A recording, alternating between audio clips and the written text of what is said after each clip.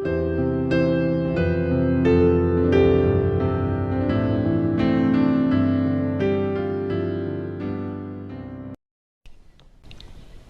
dan selamat berjumpa para penikmat dan pendengar program Berita Selamat Jaridumah GKI.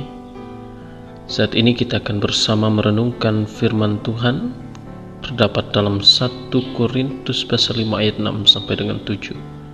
Demikianlah firman Tuhan. Kemegahanmu tidak baik. Tidak tahukah kamu bahwa sedikit ragi menghamiri seluruh adonan?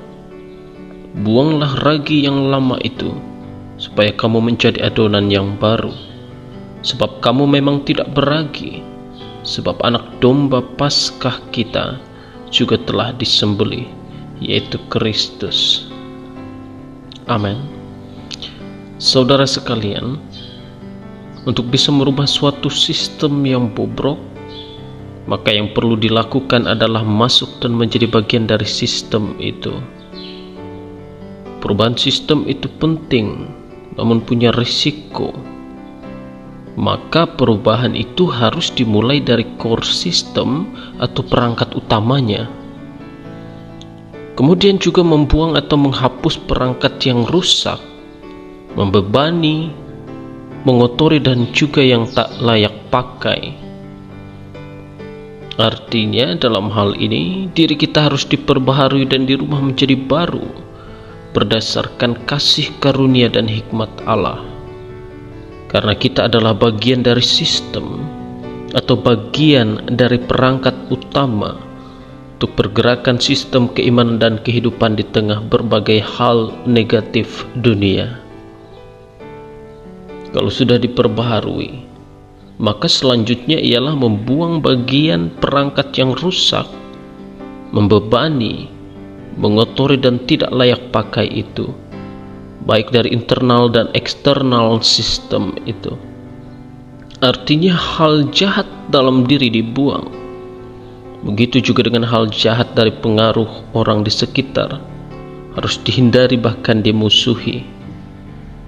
Saudara sekalian, 1 Korintus pasal 5 ayat 6 sampai dengan 7 ini merupakan peringatan dari Rasul Paulus kepada jemaat di Korintus.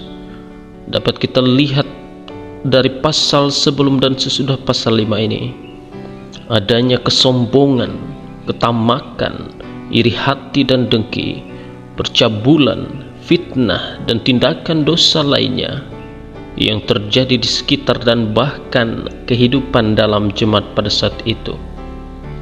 Rasul Paulus tegaskan di pasal 5 ini bahwa kita adalah adonan yang baru di dalam Allah melalui pengorbanan Tuhan Yesus.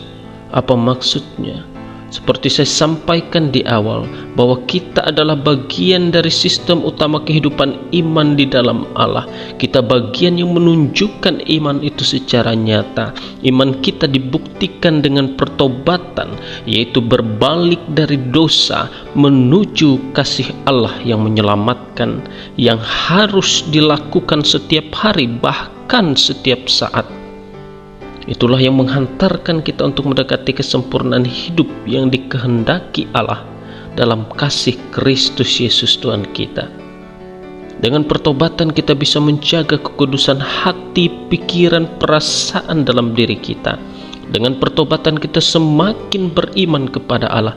Dengan pertobatan kita mampu membuang dosa yang membebani, merusak, mengotori dan yang tak layak dari diri kita, baik dari internal atau pribadi kita dan lingkungan sekitar.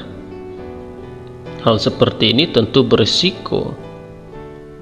Risiko dijauhi karena dianggap tak asyik untuk bergaul, tidak menikmati kehidupan di dunia, bahkan dihina karena dianggap sok suci dan sebagainya.